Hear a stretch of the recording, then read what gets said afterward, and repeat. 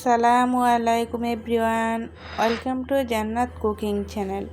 আজকে আমি আপনাদের সাথে শেয়ার করব একদম সফট একটি কেক রেসিপি, তুলোর মতো নরম।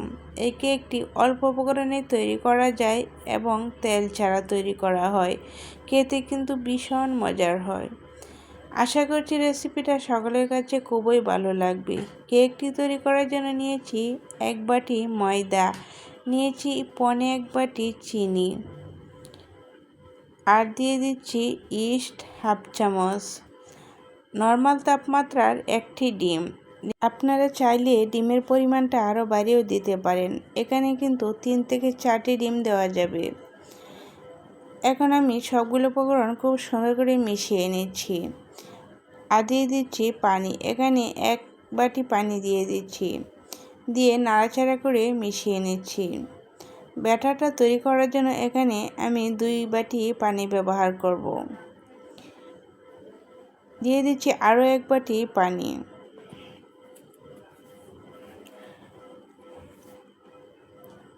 এখন আলতোভাবে আমি নাড়াচাড়া করে ব্যাটারটা তৈরি করে নেব।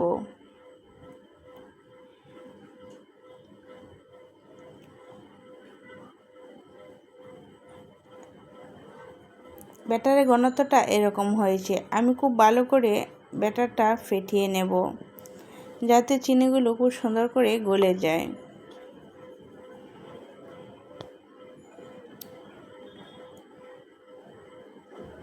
এখন এখানে দিয়ে দিচ্ছি স্বাদ অনুযায়ী লবণ।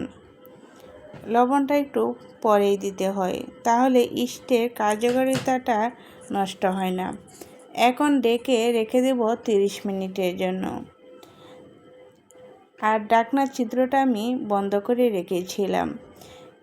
30 মিনিট পর ব্যাটারের ঘনত্বটা দেখুন কতটা ঘন হয়ে গিয়েছে। এরকম ঘনত্ব ব্যাটার দিয়েই কিন্তু কেক তৈরি করে নিতে হবে। আর একটু ঘনত্ব হলেও কোনো সমস্যা নেই। এখন নাড়াচাড়া করে এর মধ্যে দিয়ে দিচ্ছি 1/3 কাপ কিশমিশ। আপনারা যেরকম কিশমিশ খেতে পছন্দ করেন ওই রকম দিয়ে দিবেন। আমি 1/3 কাপ কিশমিশ দিয়ে নাড়াচাড়া করে ব্যাটারের সাথে মিশিয়ে নিচ্ছি।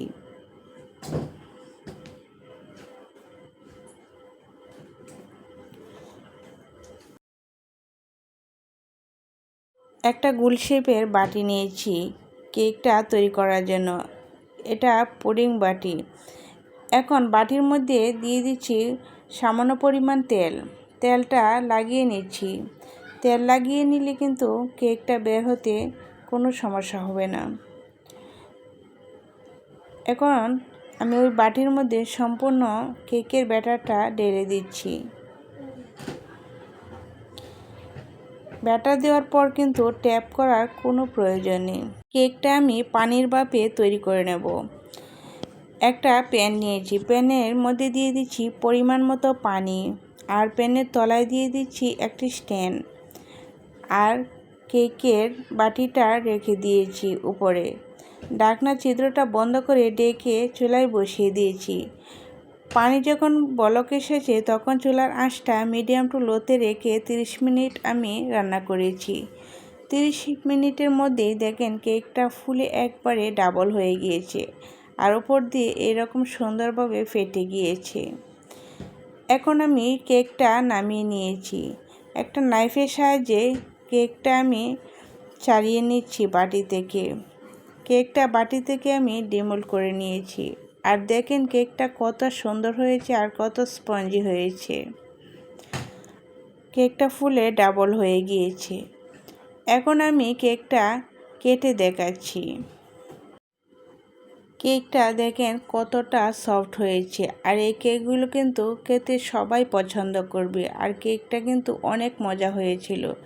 আমার রেসিপিটা যদি ভালো লেগে থাকে তাহলে একটা লাইক দিতে ভুলবেন না। আর আপনি যদি আমার চ্যানেলে নতুন হয়ে থাকেন তাহলে সাবস্ক্রাইব করে আমার চ্যানেলের পাশেই থাকেন। আর আপনি যদি আমার পেজ থেকে দেখেন তাহলে পেজটা ফলো করে রাখবেন। আশা করছি সকলের কাছে আমার এই রেসিপিটা খুবই ভালো লাগবে। এভাবে যদি আপনি কেক তৈরি করেন, দেখবেন এই অয়েল ফ্রি কেকটা খেতে সকলেই পছন্দ করবে। আর এই কেকটা খুবই হেলদি, ঝটপট তৈরি করে নেওয়া যায়। আজ এ পর্যন্তই। সকলের সুস্থ কামনা করে বিদায় নিচ্ছি। আল্লাহ হাফেজ।